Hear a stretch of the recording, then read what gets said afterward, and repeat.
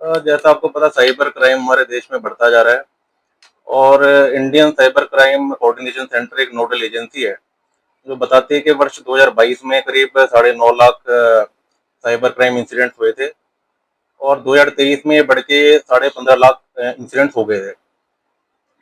तो एक और जानकारी मिलती है कि जो 46% फ्रॉड हो रहे हैं, तो उसमें जो 1800 करोड़ रुपए जा रहा है हमारा, तो वो बाहर के देशों में जा रहा है, जैसे लाओस हो गया, कंबोडिया हो गया, वियतनाम हो गया।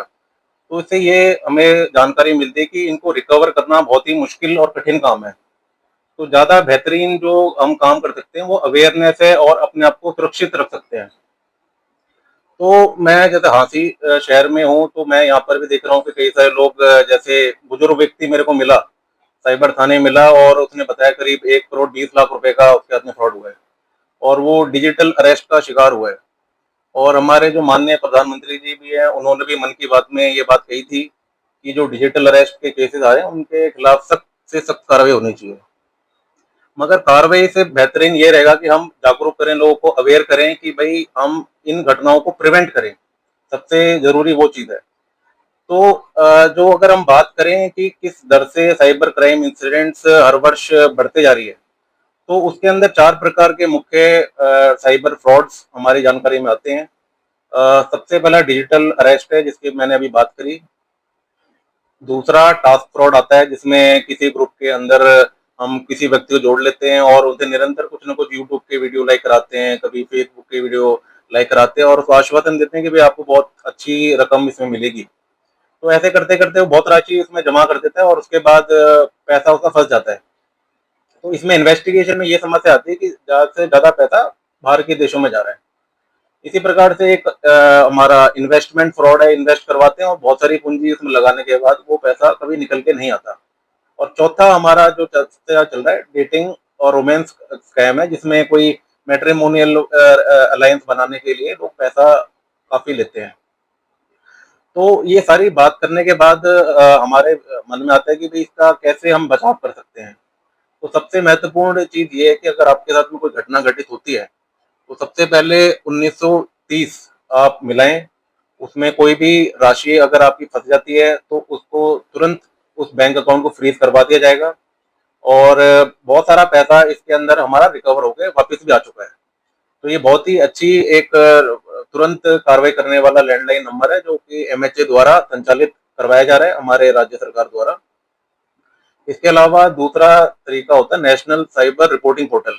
अब उसमें कोई भी व्यक्ति है जिसके साथ में कोई साइबर क्राइम घटित हुआ है, तो वह एक आईडी और पासवर्ड अपना लॉगिन बना सकता है। तुरंत उसमें 4 5 6 लाइन का अपना वाक्य लिख सकता है कि उसके हाथ में क्या घटना हुई है। तो तुरंत उस पर कार्रवाई होगी और उसको किसी भी थाने में जाने की जरूरत नहीं है। वो घर बैठे बैठे भी ये सेवाएं उपलब्ध उसको हो रही हैं और तुरंत उसको सहायता ही मिलेगी। और तीसरी चीज मैं ये कहना चाहूंगा कि साइबर हाइजीन जरूर अपनी बना के रखें, जो कि केंद्र गृह मंत्रालय बार बार कहता है कि अगर हम अपने जो भी हार्डवेयर सॉफ्टवेयर में ठीक से एंटीवायरस की फैसिलिटीज डाल के रखें, 2 फैक्टर अपना ऑथेंटिकेशन करें कि पासवर्ड ब्रेक ना किया जा सके, समय समय पर पासवर्ड को बदलते रहें। और इसी प्रकार से हमारे कई बार मेल के और अन्य वेबसाइट के भी पासवर्ड होते हैं, तो उनके अंदर भी स्ट्रॉन्ग पासवर्ड रखें ताकि कोई ट्राई करके उसको एक्सेस ना कर सके। तो ये साइबर हाइजीन का भाग होता है, जिससे अगर हम ये तीनों चीज़ों को ठीक प्रकार से फॉलो करेंगे तो मुझे पूरा विश्वास है कि हम साइबर फ्रॉड और साइबर क्राइम पे अंकुश पा सकते हैं। ये तो रही एडवाइजरी। इसके लिए प्रिवेंशन के लिए आप क्या मोटिव्स लेते हैं?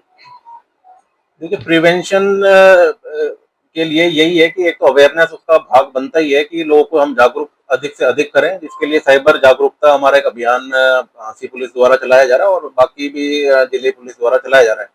इसमें हम लोगों के पास जाके उनको प्ले कार्ड के माध्यम से और हमारी जो वेबसाइट है झांसी पुलिस की उसके माध्यम से, या और भी हमारे इंचार्ज कम्युनिटी पुलिसिंग हमने अभी तैयार करवाई है, तो उनके माध्यम से ग्राउंड लेवल तक लोगों को अवेयर करा सकेंगे कि भाई आपको किस प्रकार से जालसाजी का शिकार नहीं बनना है और कैसे आपको अपने को बचाना है। और इसके साथ साथ में हम बैंक, जो हमारे अलग अलग बैंक्स हैं उनके साथ में भी हम टच में रहते हैं कि मान के चलिए कि कोई इसका शिकार बन गया तो हम तुरंत उनके नोडल अधिकारियों से संपर्क करके उनका खाता को फ्रीज करा सके। कोई एक्सपेडिशन जी एक्सपेडिशन चलाएंगे? हाँ जी, ये हमारा जैसे बताया कि मंथ के जो एक हफ्ते में मतलब महीने में एक दिन साइबर जागरूकता का हमारा अभियान चलता ही है। और इसके अंदर हम निरंतर अवेयर कराने का कार्य कर ही रहे हैं, लोगों को जोड़ने का कार्य कर रहे हैं, ताकि ग्राउंड लेवल तक लोगों को पता चले कि भाई किस प्रकार से बाहर के व्यक्ति अपना उसकी पहचान को यूज करके फ्रॉड घटित कर रहे हैं।